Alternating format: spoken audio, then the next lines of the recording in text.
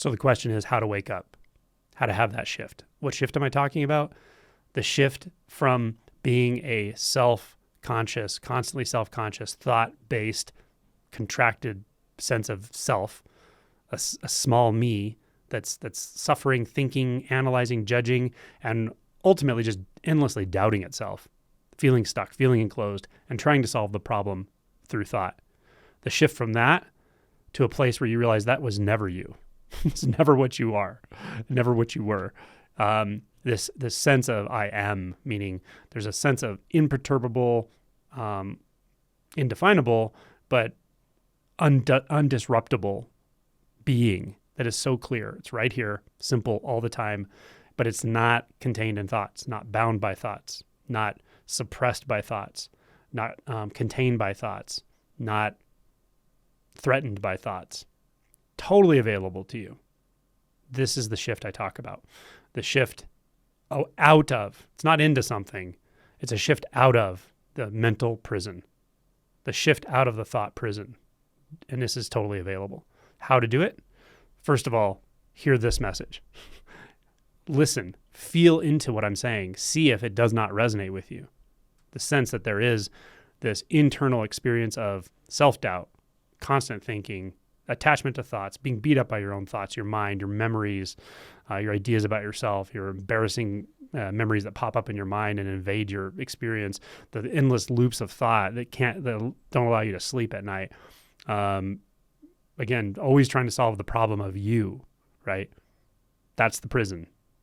And just seeing that that's happening, admitting to yourself that's happening, admitting to yourself how uncomfortable life has become for you, and that it feels like an internal problem, a thought-based problem, and it may feel like a you-based problem, like there's something fundamentally wrong with you. I have good news, there isn't. But the way you're interacting with your own thoughts, the loop of thoughts that is enticing you into it over and over and over, that has a profound amount of dysfunction in it, in that it makes you miserable. It can make others around you miserable as well, but primarily it makes you miserable. Seeing that, acknowledging that is the first step. That is part of waking up. It's a very, very important part of waking up or having this identity shift.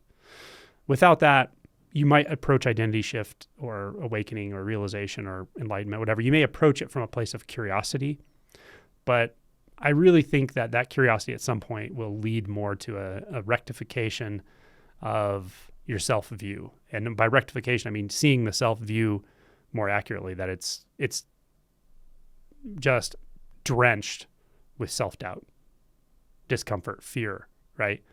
You don't have to live like that, right? That's the message. But seeing, okay, yeah, I can resonate with this. There has been something that just fell off in my life, and I was blaming myself. Maybe times I blamed others, but it's something about thought. It's something about the way I'm perceiving reality. It's this enclosed, stuck, time-bound, memory-bound, thought-bound space. Okay, that's the first part. Just seeing it, acknowledging it, noticing it about yourself. And the second part kind of goes hand in hand, and that is by listening to a message like this, realizing there is something that addresses that directly. You know, for me, I probably wouldn't have seen it as clearly as I saw it until it dawned on me there was something to address it.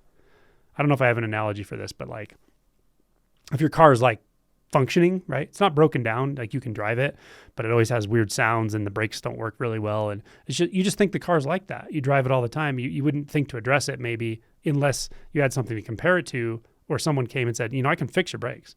They don't have to do that. They don't have to squeak all the time, or, whatever it is about your car that's not running properly. Then you go, oh, I guess I didn't realize that it wasn't running properly. This is what I'm talking about. When you realize your mind is not your friend, the way it's being used, the way thoughts are being interacted with is totally uncomfortable, right? You'll really see that when you recognize that there's a way out of it, or at least I did, or at least I got the sense that there was a way out of that. Once I realized there was a way out, like, oh, you can actually address that, then it became more illuminated. The problem itself became more illuminated.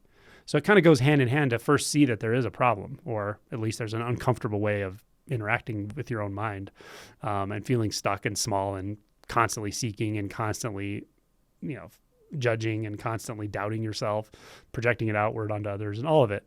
That's part of it. And it goes hand in hand with seeing that, or sensing or resonating with a message like this that says there is a way out of that.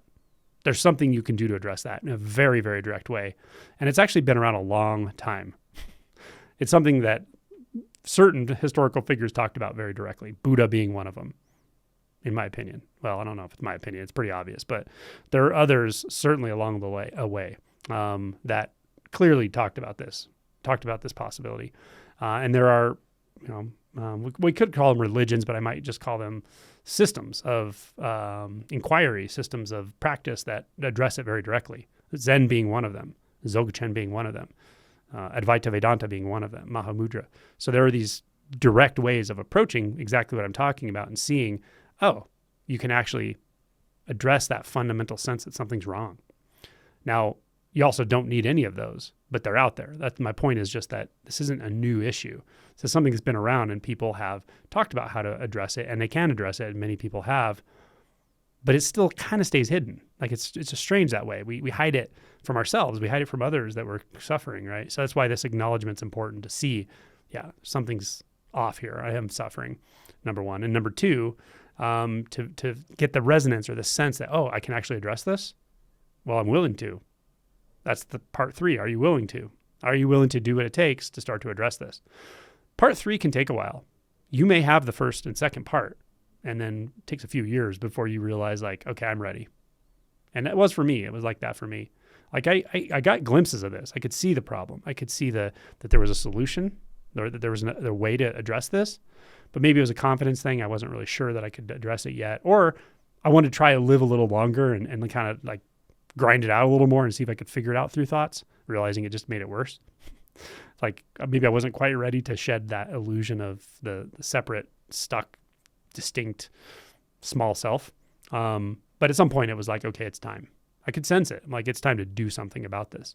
So then it's like part 3, are you going to address it? Are you going to do something with the information you've been given, however you've been given it, about your own situation and about the possibility to do something about it? So those are really the 3 steps to get the ball rolling. Then we can talk about practicalities and so forth. Now, a lot of people will hear this. I'll just tell you right now, we'll hear this and go, Angela, you didn't say anything.